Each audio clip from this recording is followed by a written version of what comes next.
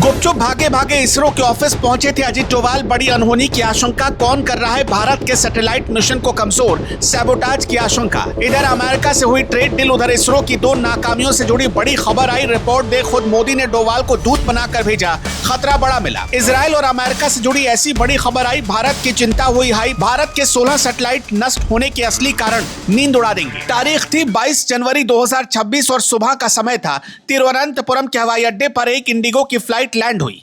आमतौर पर जब देश का राष्ट्रीय सुरक्षा सलाहकार कहीं जाता है तो पूरा शहर छावनी बन जाता है। सायरन की आवाजें और ब्लैक कैट कमांडो का घेरा उनकी पहचान होती है। लेकिन इस बार नजारा पूरी तरह से बदला हुआ था। विमान से उतरने वाले शख्स ने चेहरे पर एक गंभीरता ओढ़ रखी थी। वो शख्स कोई और नहीं बल्कि भारत के national security adviser Ajit Doval थे। उनके साथ ना तो कोई भारी भरकम पुलिस का काफिला था और न ही कोई सरकारी तामझाम।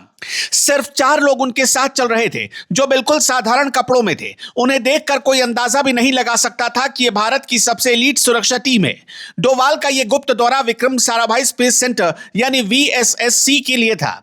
यह दौरा प्रधानमंत्री नरेंद्र मोदी के सीधे आदेश पर हो रहा था। दिल्ली के साउथ ब्लॉक में हुई एक हाई लेवल मीटिंग के बाद डोभाल सीधे केरल के लिए रवाना हो गए थे। इस गोपनीयता की वजह वो डर था जो भारत की सुरक्षा एजेंसियों को सताने लगा है। डर इस बात का है कि क्या भारत के स्पेस प्रोग्राम को किसी ने निशाना बना लिया है? क्या भारत के रॉकेट अपने आप फेल नहीं हो रहे बल्कि उन्हें फेल किया जा रहा है? सैबोटाज यानी भीतरघात शब्द अब दबी जुबान में इसरो के गलियारों में गूंजने लगा है। यह कहानी सिर्फ एक रॉकेट की गिरने की नहीं है। यह कहानी भारत की आंखें फोड़ने की गहरी साजिश की तरफ इशारा कर रही है। पिछले 1 साल के भीतर भारत ने अपने 3 सबसे महत्वपूर्ण जासूसी सैटेलाइट खो दिए। यह सिर्फ संयोग नहीं हो सकता। प्रधानमंत्री नरेंद्र मोदी इसी बात से बहुत चिंतित हैं। अंतरिक्ष में भारत की बादशाहत को हिलाने की कोशिश की जा रही है। जब अजीत डोभाल वीएसएससी पहुंचे तो वहां माहौल मातम जैसा था।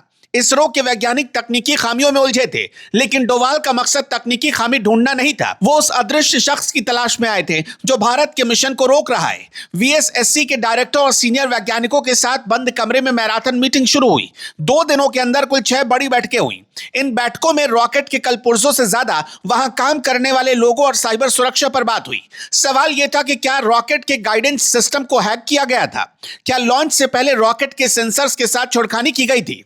ये सवाल इसलिए उठ रहे थे क्योंकि इसरो का इतिहास सफलता का रहा है, लेकिन पिछले कुछ सालों में डिफेंस सैटेलाइट का गिरना किसी खतरे की घंटी से कम नहीं है। जनवरी 2026 की शुरुआत भारत के लिए बहुत उम्मीदों से भरी थी। तारीख 12 जनवरी तय की गई थी और मिशन था PSLV-C62।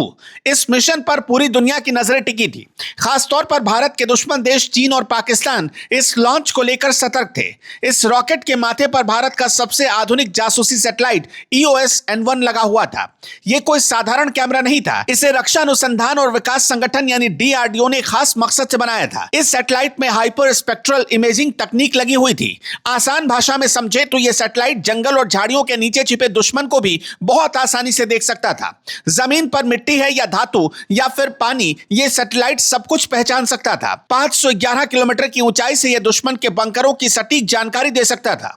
इसके साथ 15 अन्य छोटे सैटेलाइट भी अंतरिक्ष में भेजे जा रहे थे। लॉन्च की शुरुआत तो बहुत शानदार हुई। रॉकेट ने उड़ान भरी और सब कुछ तय प्लान के मुताबिक चल रहा था। वैज्ञानिकों के चेहरे पर खुशी थी, लेकिन फिर वही हुआ जिसका डर था।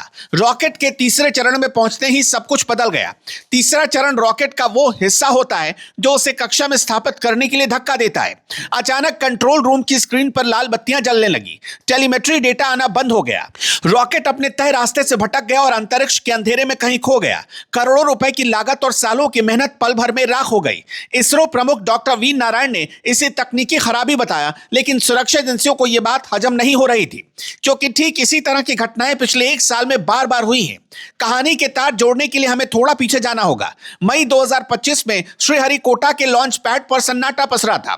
उस समय PSLV-C61 मिशन लॉन्च किया गया। इस मिशन का मकसद EOS-09 सैटेलाइट को लॉन्च करना था। यह एक रडार इमेजिंग सैटेलाइट था जिसे पहले रिसेट के नाम से जाना जाता था। इसकी खासियत यह थी कि यह बादलों के आर पार देख सकता था, चाहे रात हो या घना कोहरा या बारिश। यह सैटेलाइट तस्वीरें भी ले सकता था। सीमा पर घुसपैठ रोकने के लिए यह सैटेलाइट बहुत जरूरी था। 1700 किलोग्राम का यह भारी भरकम सैटेलाइट 5 साल तक भारत की सेवा करने वाला था, लेकिन यह मिशन भी नाकाम हो गया। उस समय भी तीसरे चरण में ही दिक्कत आई। एक ही तरह की गलती 2 अलग अलग और महत्वपूर्ण मिशन में हुई, जिसने शक पैदा किया। क्या ऐसा कोई वायरस है जो रॉकेट के सॉफ्टवेयर में छिपकर बैठा बैठा है या कोई स्लीपर सेल है जो इसरो के भीतर सक्रिय हो गया है? अजीत डोभाल की जांच का केंद्र बिंदु यही सवाल थे।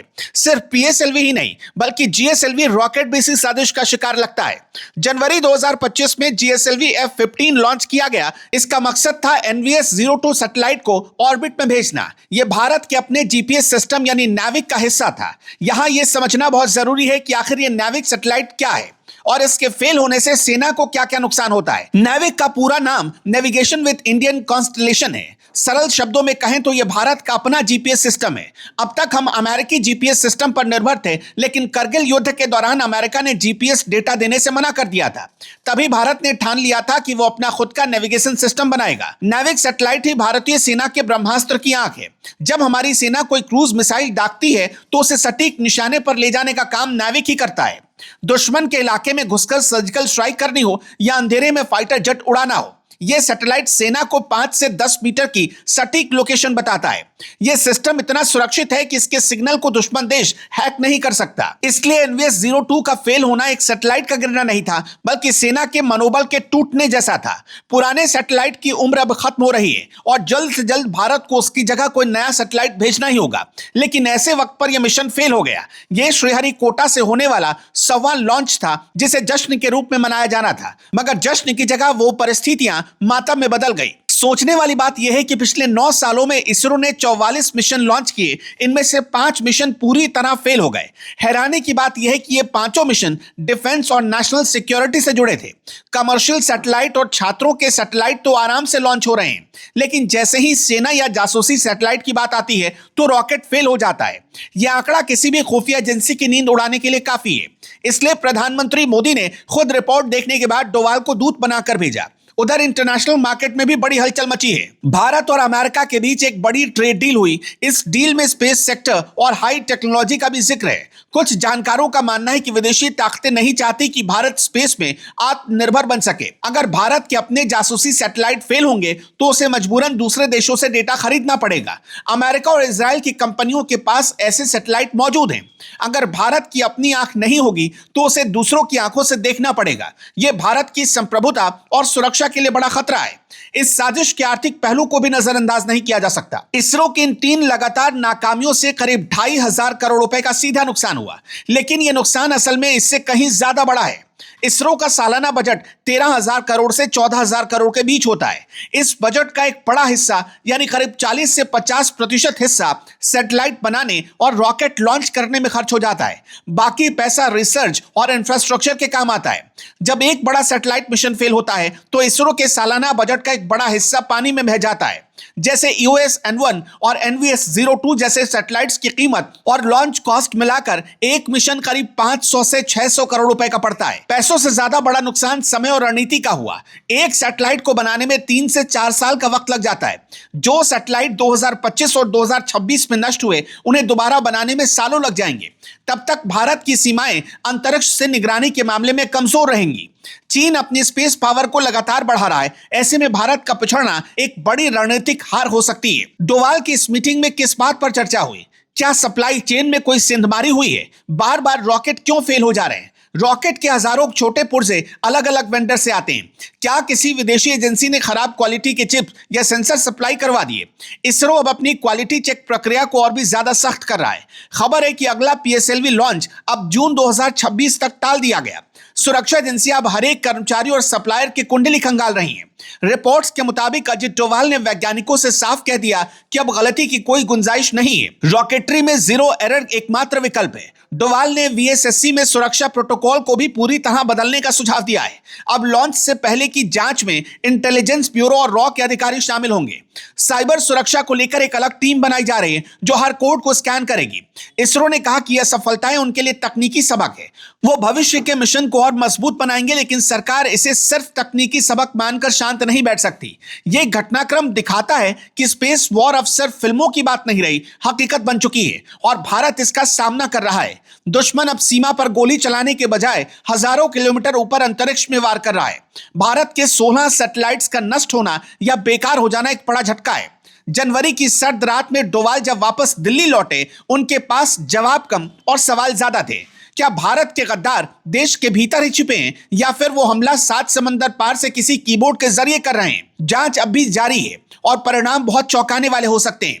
भारत को अब न सिर्फ अपने रॉकेट को बेहतर बनाना होगा, बल्कि अपने आस्तीन के सांपों को भी पहचानना होगा। अगले कुछ महीने इसरो और भारत की सुरक्षा एजेंसियों के लिए किसी अग्नि परीक्षा से कम नहीं है। देश को भरोसा है कि इसरो फिर से खड़ा होगा और अदृश्य दुश्मन से अच्छे से लड़ेगा। जून 2026 का लॉन्च ये तय करेगा कि भारत ने अपनी गलतियों से क्या सीखा और कितना सीखा। तब तक के लिए सुरक्षा एजेंसियां हाई अलर्ट पर हैं। हर फाइल, हर ईमेल और हर सिग्नल पर नजर रखी जा रही है, क्योंकि अंतरिक्ष में हुई एक छोटी सी चूक जमीन पर भारी तबाही ला सकती है।